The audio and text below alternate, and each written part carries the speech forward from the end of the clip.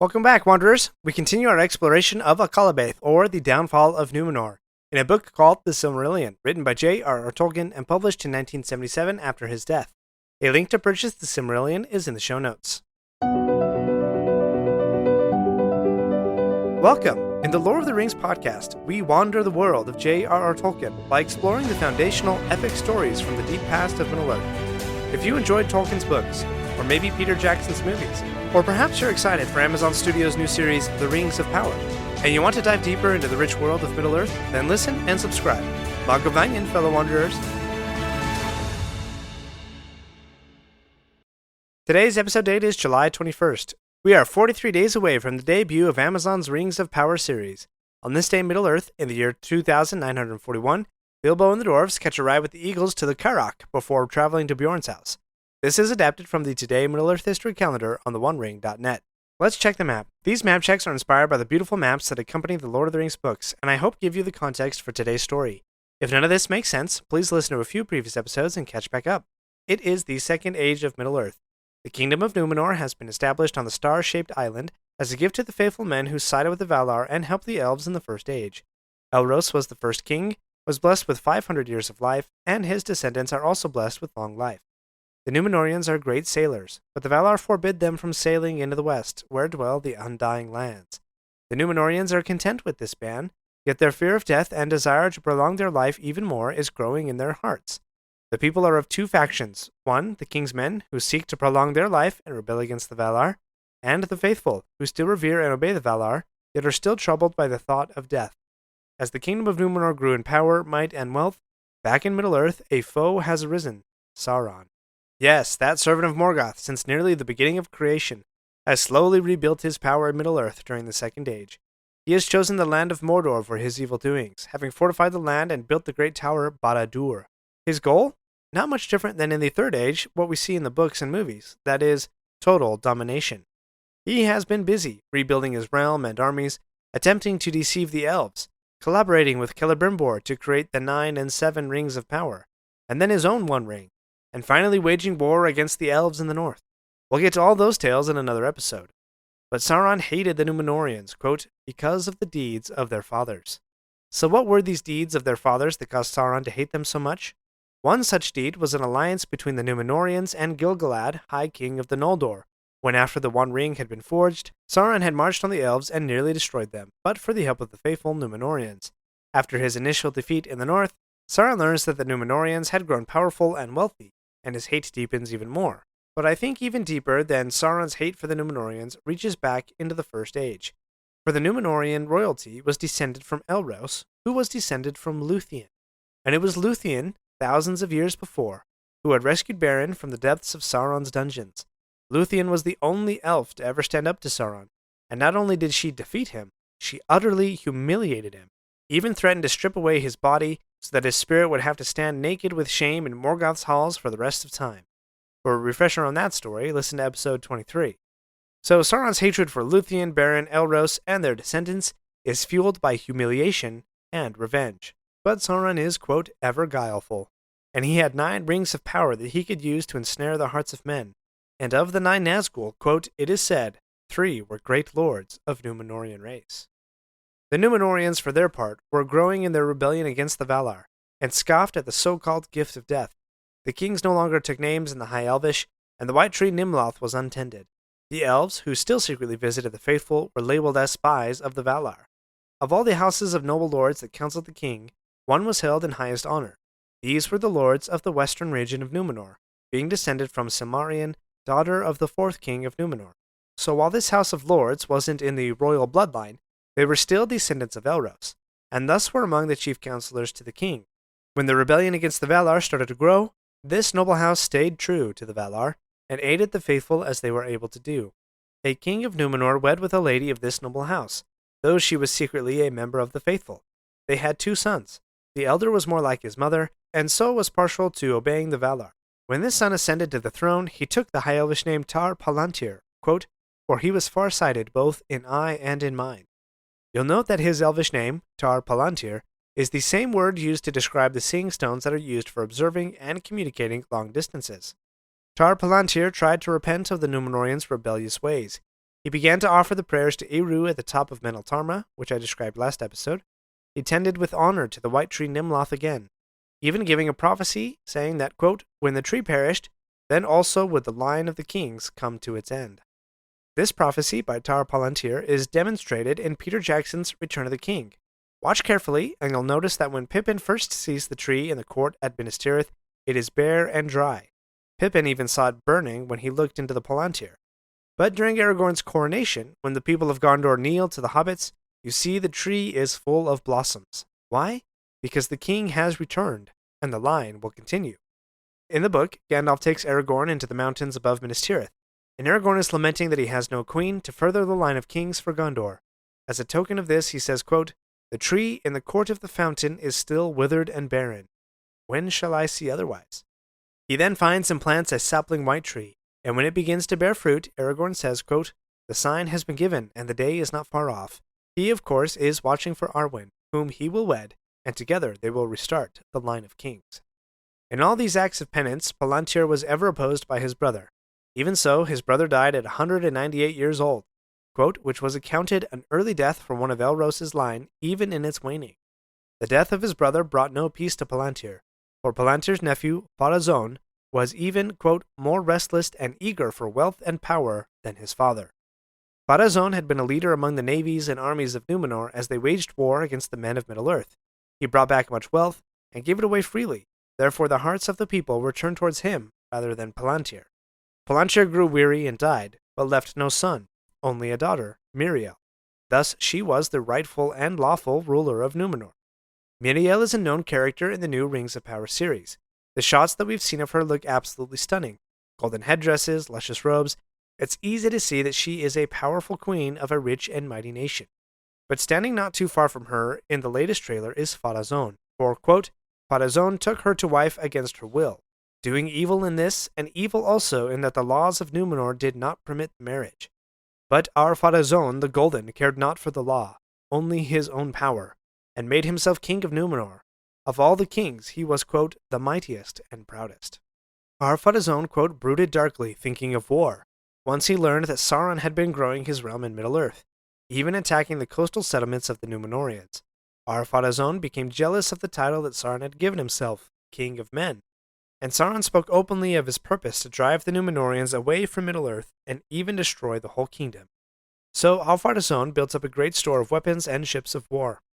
In the year 3261 of the Second Age, he came out of the west, quote, and men saw his sails coming up out of the sunset, dyed as with scarlet. The might of his navy was so great that all fled before them. They landed at Umbar. This area is a bay to the south of the great Bay of Belfalas, which is south of the kingdom of Gondor. Traveling 7 days inland, our Farazôn sets up a tent, arrays his army, and demands that Sauron come forth and, quote, swear to him fealty. And Sauron came. But he didn't come prepared for battle, for he saw that the strength of the Númenóreans was too great for his servants, and that his time to achieve his purpose was not yet. Quote, and he was crafty, well skilled to gain what he would by subtlety when force might not avail. Not for nothing was he later known as Sauron the Deceiver. Sauron surrenders to Ar-Pharazôn, swearing oaths of fealty, but the king, not yet deceived, thinks it would be better to take Sauron back to Númenor, so that he can keep a close eye on him. One of those keep your friends close but your enemies closer sort of a thing. But this was exactly what Sauron wanted. When Sauron arrives in Númenor, quote, he was astounded, but his heart within was filled the more with envy and hate. Sauron's reaction to the splendor of Númenor reminds me of Morgoth's reaction when he was released from his first captivity in the First Age, all the way back in Chapter 6 of the Silmarillion. And Morgoth is filled with the envy for the glory of the Valar, hatred for the elves, and lust for the gems and wealth around him, and he, quote, postponed his vengeance. Like his master, Sauron postpones his vengeance. We're not done yet. If you like this episode, please leave a review and share with your friends. And remember to subscribe if you haven't already. We'll be right back.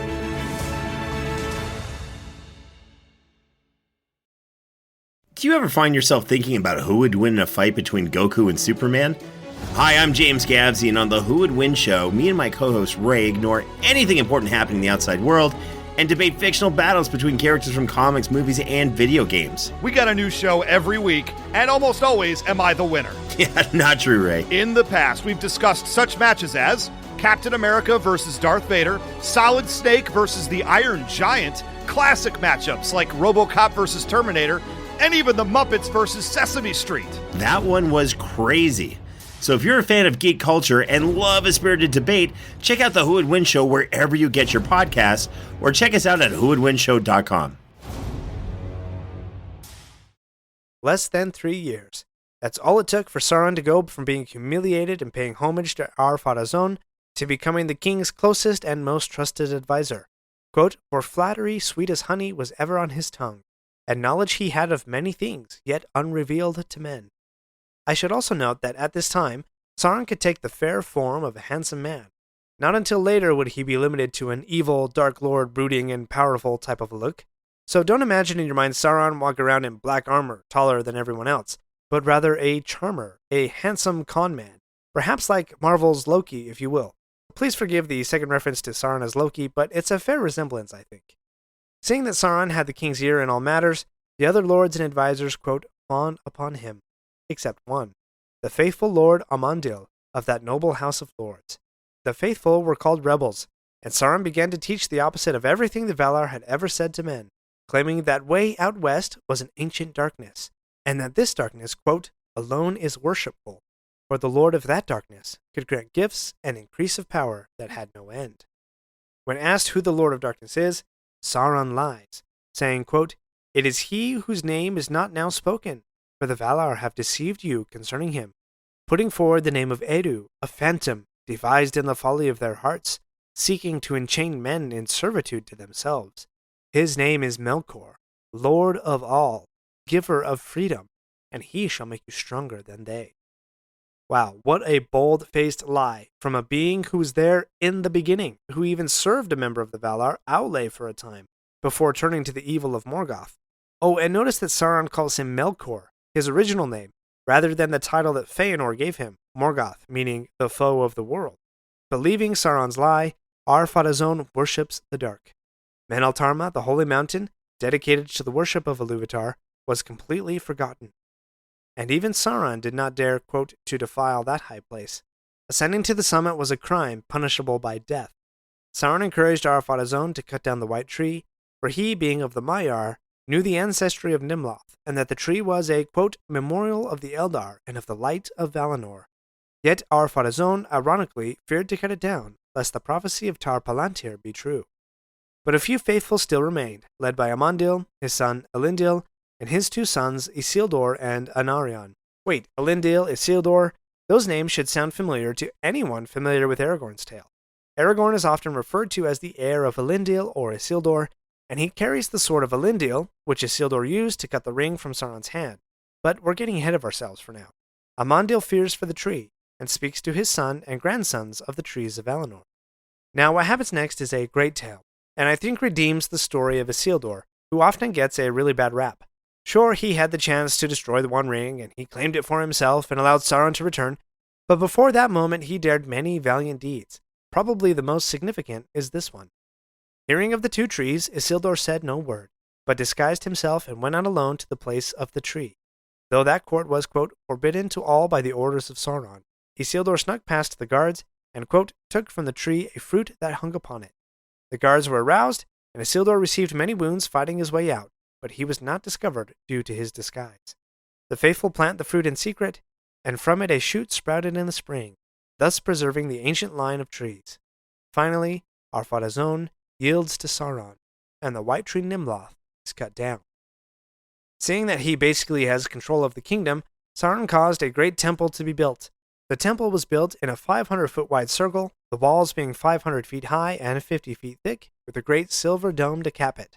But the dome didn't remain silver for long, for Sauron ordered the white tree Nimloth to be burned in the temple, and fires burned there ever after, so that the silver dome soon turned black from smoke. The power of Sauron over the people continued to increase, even daily, as blood sacrifices were offered to Melkor, so that, quote, he should release them from death. More often the faithful were sacrificed in this wicked place, allegedly because they would not worship Melkor. There's a great quote by Gandalf that I want to share here. This is in The Return of the King, as Gandalf is saving Faramir from being burned alive by his father. Gandalf says to Denethor, quote, "Only the heathen kings, under the domination of the Dark Power, did thus, slaying themselves in pride and despair, murdering their kin to ease their own death." Now, is Gandalf referring to the Númenórean kings as heathen? I couldn't say, but it's clear to see that he attributes the practice of burning and human sacrifice to being under the dominion of the Dark Power. Despite all these efforts, quote, "Death did not depart from the land. Rather, it came sooner and more often, and in many dreadful guises. They formed weapons again, and would kill each other for little cause. Under Sauron's direction, they, quote, devised engines, built bigger ships, and attacked Middle-earth, killing and enslaving as they would. Ar-Pharazôn, quote, grew to be the mightiest tyrant, though in truth Sauron ruled all from behind the throne. And as the king's life waned, and he despaired evermore of his approaching death, Sauron delivered his final blow. He flattered the king, recalling his strength and power, and said that he should, quote, be subject to no command or ban, even a ban to sail west that came from the Valar. But more on that next time. Thanks for listening.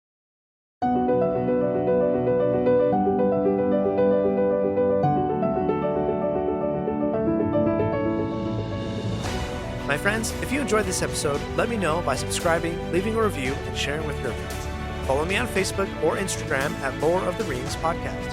For feedback on the show, please email me using the link in the show notes. Until next Thursday, remember, not all those who wander are lost.